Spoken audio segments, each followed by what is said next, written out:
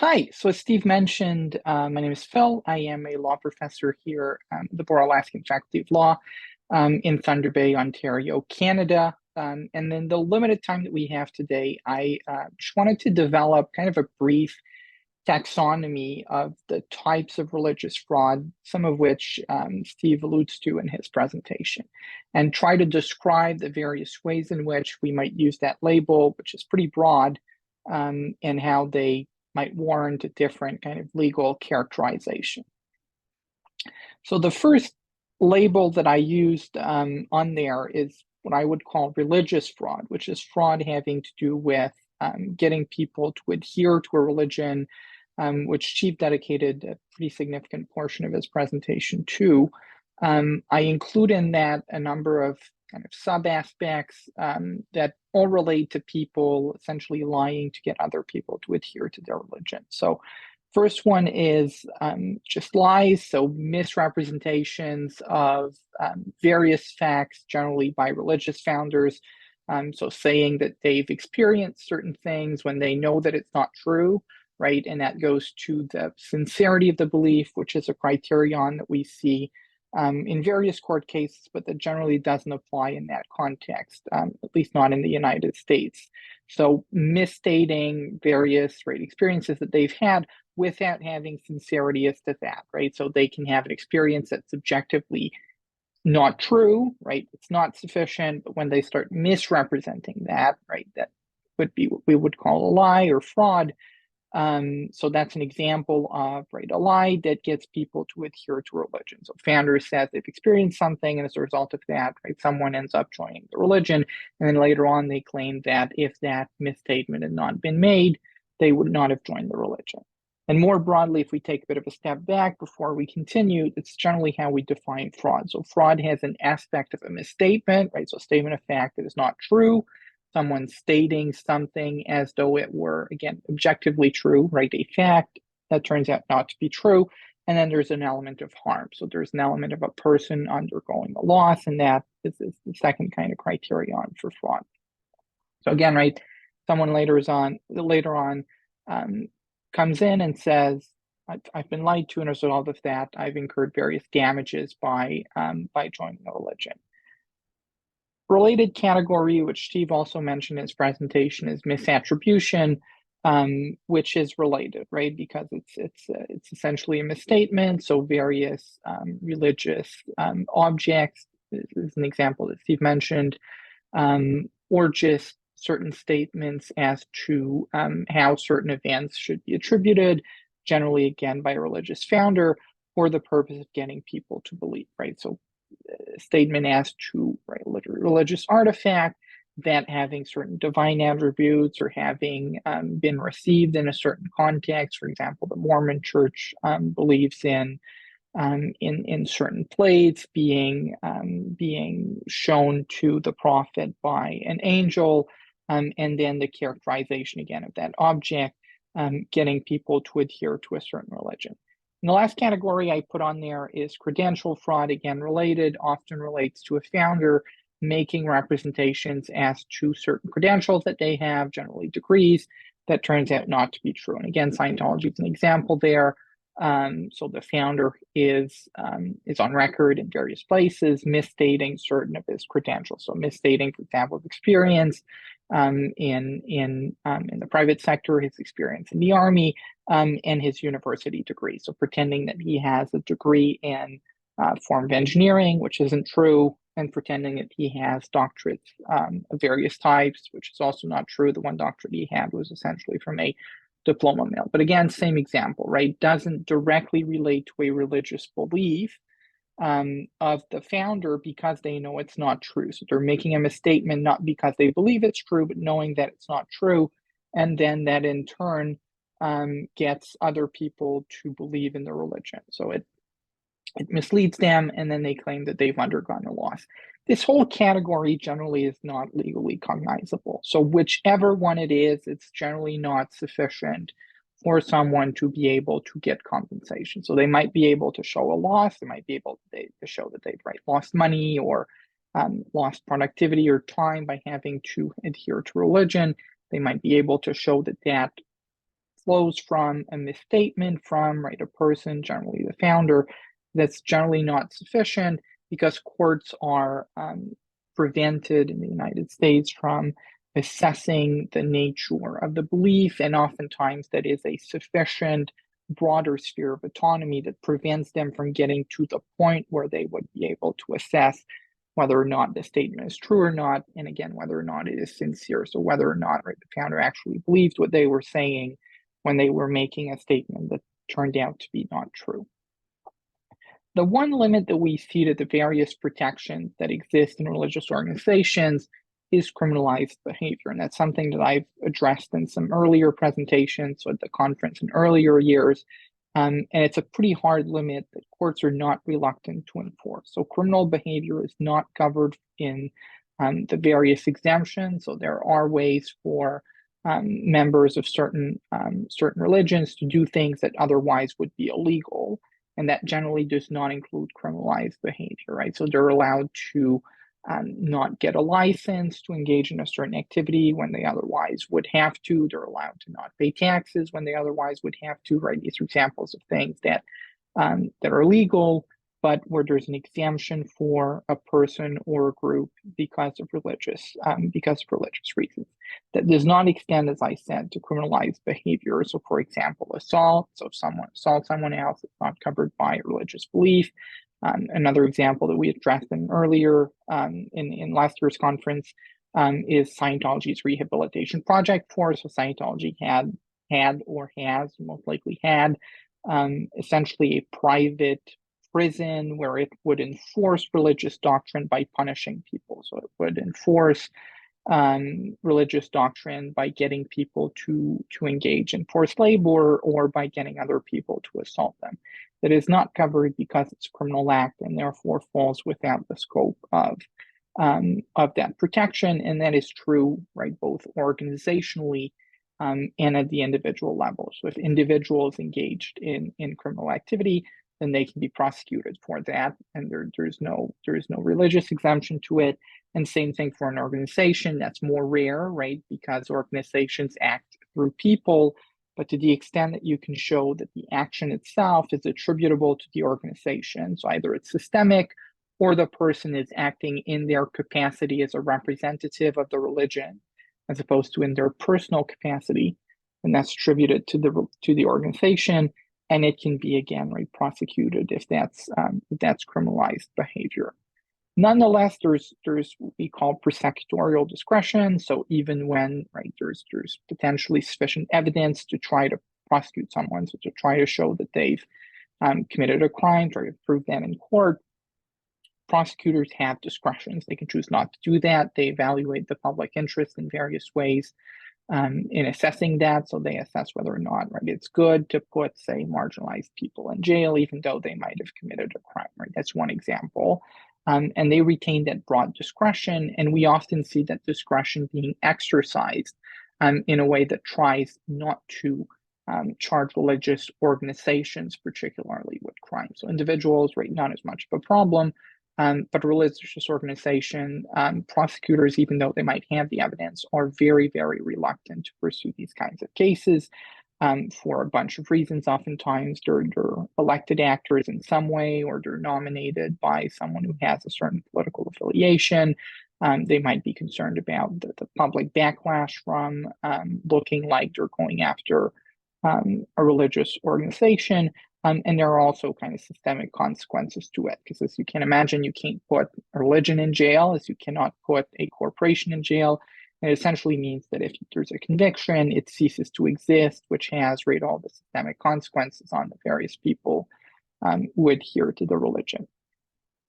The category that's a bit more, that's a bit harder to define, and that sometimes, but not always, will attract liability is what I call civil fraud. So fraud that does not fall within the two broader categories that I just mentioned. So that is not for the purpose of getting people to adhere to a religion, generally by the founder. That's what I labeled religious fraud, and that does not directly engage criminalized behavior. So behavior that is otherwise illegal, that causes damage, but that is not criminal in nature.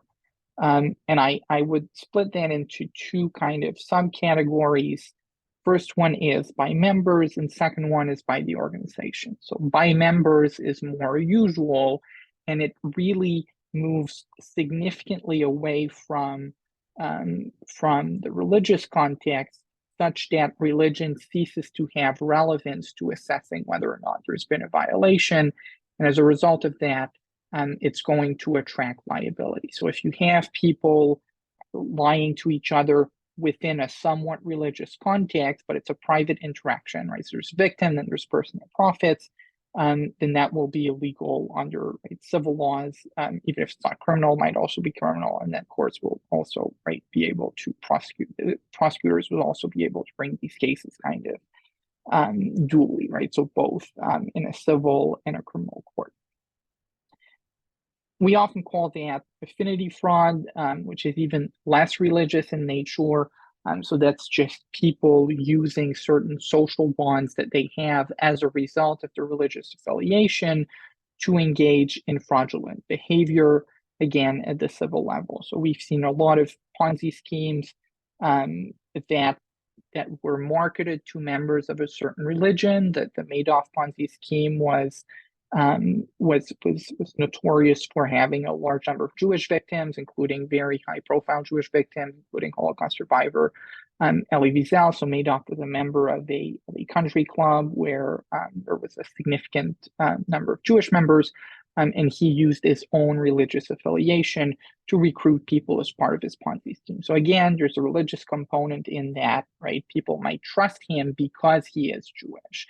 He might have that bond as a result of his religious affiliation, right? Cement them within a religious service, for example, but the behavior itself is not religious, right? Having an investment fund is not religious. Using these funds for illegitimate purposes, right, to defraud people is not religious, and therefore courts are not reluctant to engage in that, and that kind of behavior will be criminalized. It's also true at the organizational level, but it's something that we see very rarely. So if you had something similar, if you had a church that got a person to invest in something by making representations that are not true, then the courts would ostensibly be just as willing to engage with that, right, to outlaw it, as they would with individuals for exactly the same reasons. That doesn't happen often, right? Because generally churches don't engage in non-religious behavior, right? They don't run Ponzi schemes, they don't run investment funds, they don't ask people to enter into contracts with them for non-religious purposes. So it doesn't happen very often.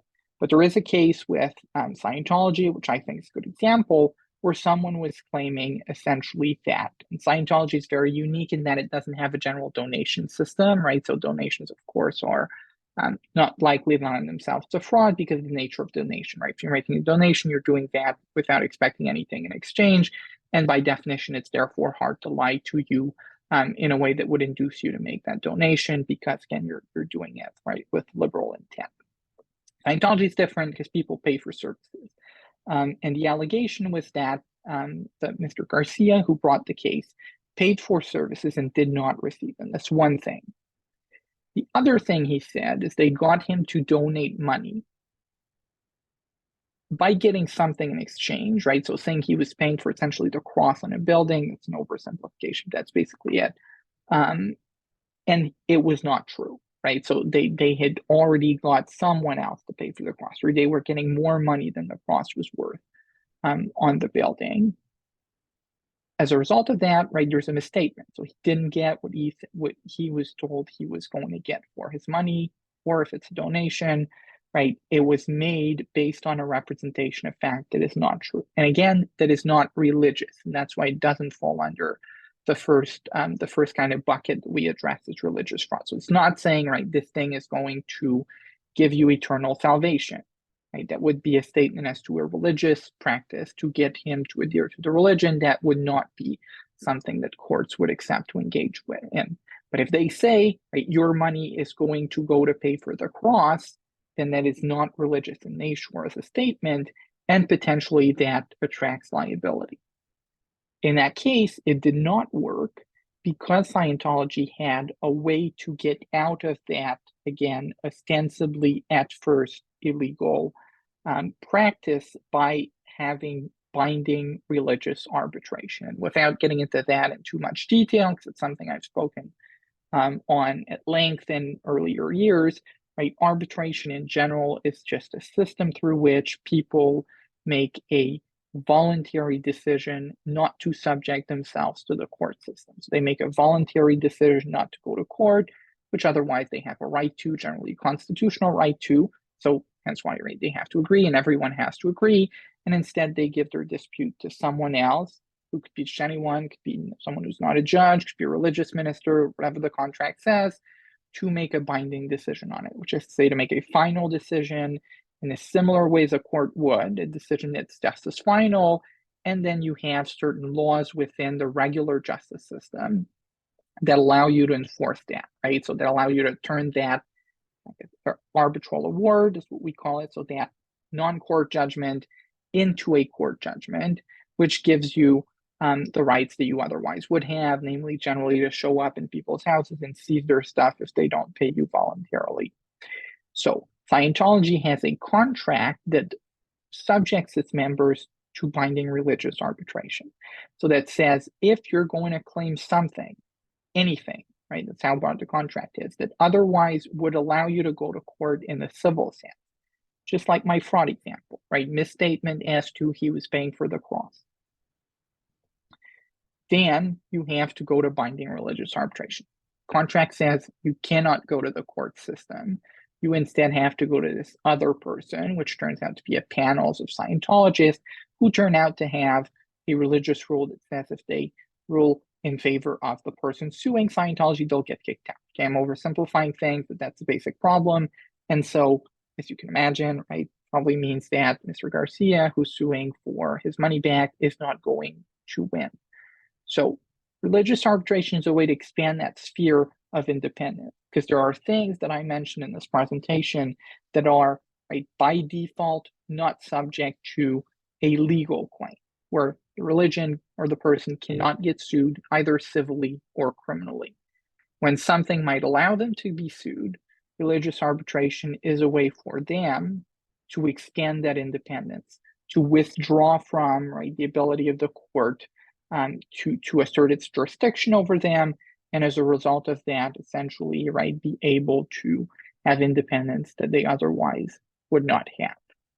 Just three additional things briefly that didn't kind of neatly fall in these buckets are certain things generally that are made mandatory by statutes, which is to say by laws, right? Not by the Constitution and not by the common law, which are the rules that the judges made up where there were no statutes. Okay, so there's a law that says something is illegal.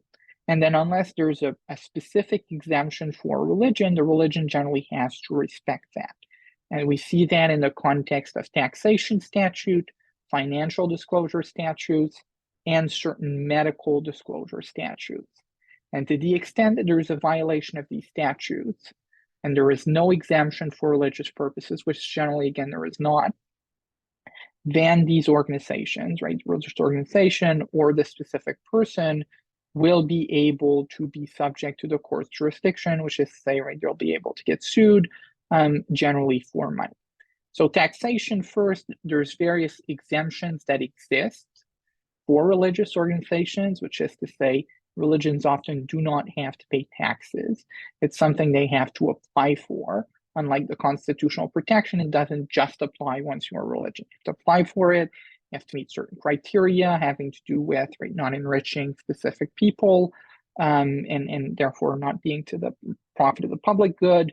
But to the extent that, right, religion is subject to certain taxation reporting, so for example, religion has an investment arm, right, or holds certain assets, that corporation is not exempt from disclosure, then it has to respect it. And if there's a misstatement, then that's potentially tax fraud. Just to say again, right, a statement of fact that is not true under the statute, and that could be true for individual as well. For example, in the instance I just mentioned of enriching a specific individual. Financial disclosure is another interesting issue that we've seen a lot more intensely in recent years. especially with religions that have large amounts of money that they invest. And there are financial disclosure statutes that apply anyway. So in my earlier example, say the organization is exempt from taxation. So they don't have to report things to the IRS or the government agency for the purpose of being assessed certain taxes.